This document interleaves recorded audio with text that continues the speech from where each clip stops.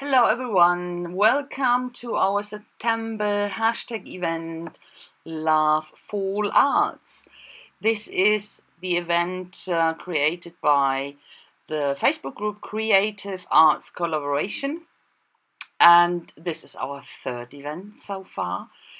And I decided to get completely out of my comfort zone and draw something, and this will be the face of an old guy. As you can see, I have the reference on the left. The guy won't look anywhere near that one. And this is Derwent pastels I'm working with.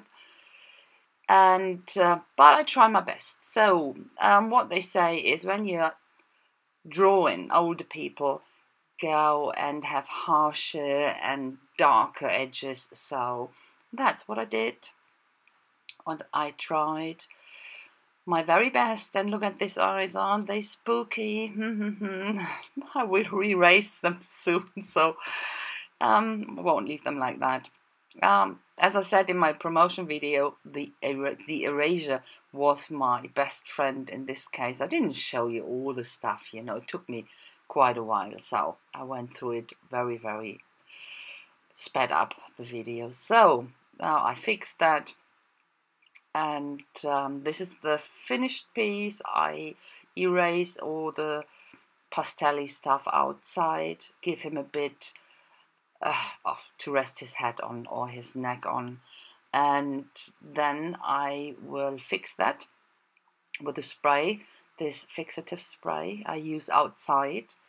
I'll show it here, and to keep that fixed on that page. And then I start with my stamping, and this is a stamp I have a long time. I think I bought it 7 years ago in Switzerland, and that's a company based in Switzerland.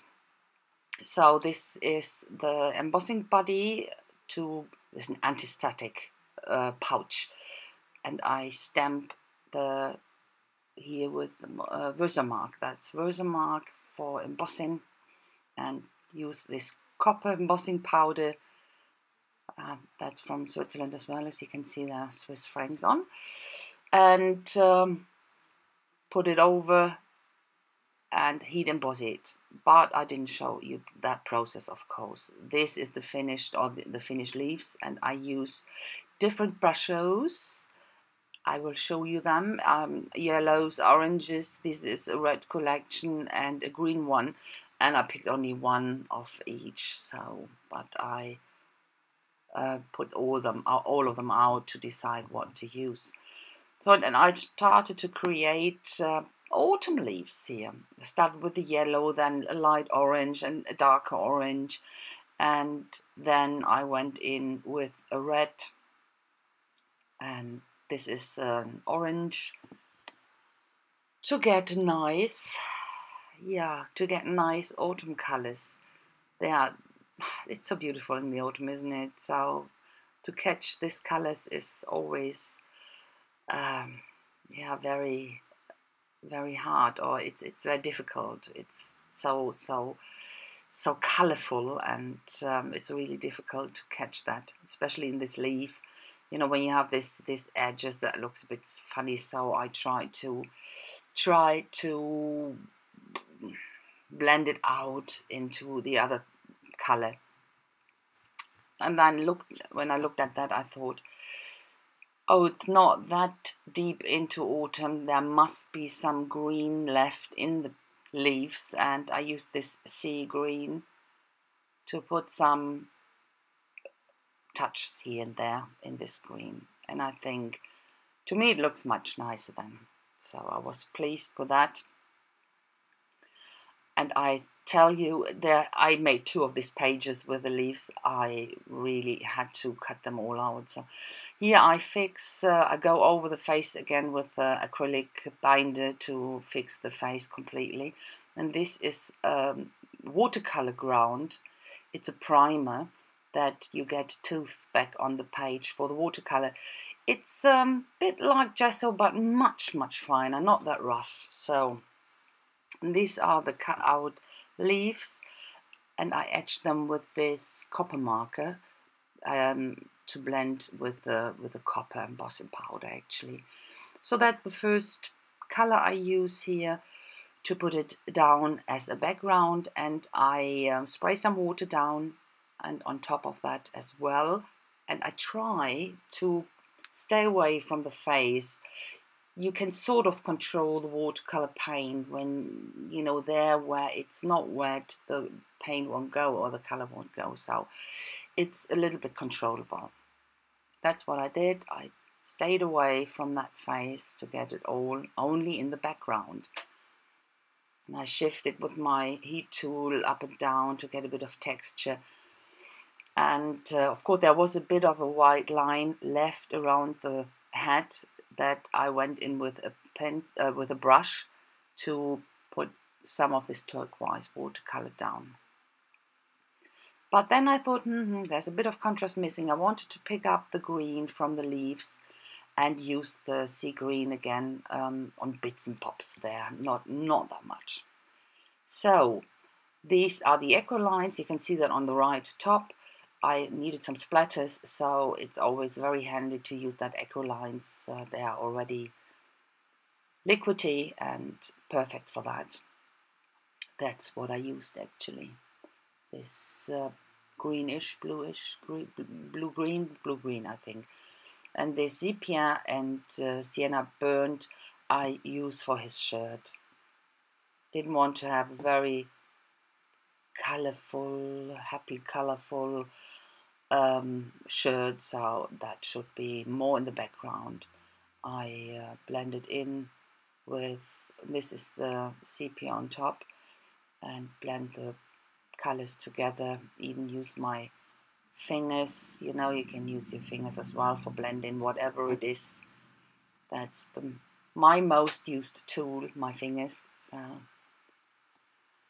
okay, and then I go back with my pastels and this Prussian blue to go around the head to shade with this pastel. You can draw around and use your fingers, again the fingers, to blend the pastels out. Absolutely perfect. I quite like to use the pastels, and easy to use because it's a bit of cheating, isn't it, with this pencils? You don't have to be so exact.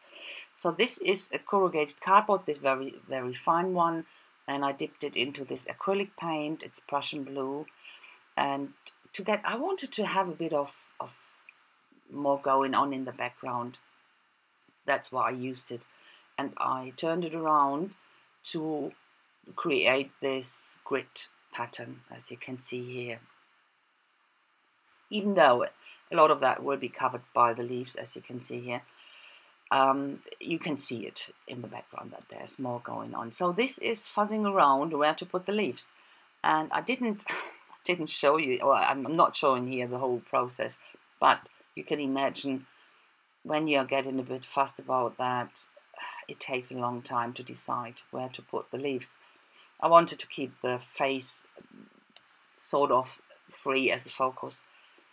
Here I decided to glue the edgy ones down first, that I can cut them up and use the cut up pieces, you can see it here, again on the page. So I made that first to know where I stand, how much I need, because I didn't cut them all out. I think I had the double amount. I still have a lot, and I didn't cut them all out. It was so exhausting.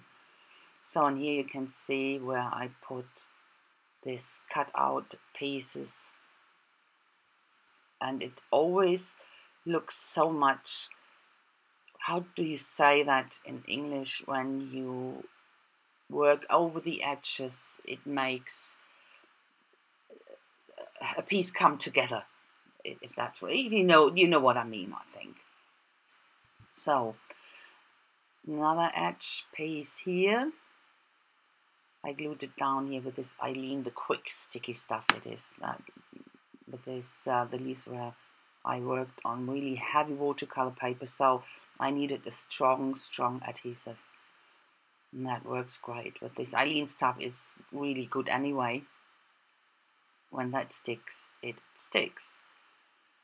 So, and this is the sepia from Ecoline again, this liquid watercolor. I didn't like the way the leaves took away all the attention from the face. You know, the leaves are very, very colorful, and the face it blends into the background. I wanted to have it in the background, of course, but I wanted it still to be my focus piece. So I used the sepia and put it down on the leaves everywhere where it touched the face or the head, to draw this attention into the center, onto the face. And I think that works quite good. This is the Caran d'Ache Neo Color number 2 I use for shading around the leaves where the dark or the face bits are, not the colorful bits. And use a different color blue. You will see that soon, I think. Now that's still with the sepia going around that bits. And on the other side I will use a blue, this one, exactly. What is it? Cobalt blue.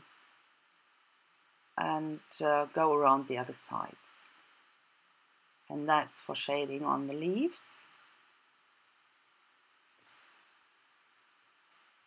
And I used this royal blue for the edges. I wanted to keep it with blue. I think black would have been too harsh to edge it.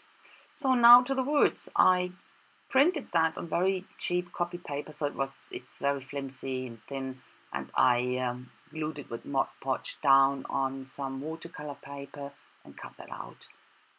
And this time it's a German sentiment. It's so difficult to translate that. Of course you can translate the words, but the meaning, because you wouldn't say that, I think. It says, what does it say actually? When at the end of their lives, leaves are learning to fly. And to me that symbolized all what I wanted to say with this page, you know, autumn of life, this old guy in the background, and yeah, leaves are falling and they're dying actually. So that's, yeah, I don't know if you get me, but that's what I meant. So this is a short close-up, and I will show you pictures at the end. And thanks for watching a lot, and go and have a look for all the other videos you will find under the hashtag #LoveFallArts. They're taking a lot of artists part and have a lot of fun watching them. And I hope I will see you tomorrow with my next project. So have a nice time, guys. See you then. Bye bye.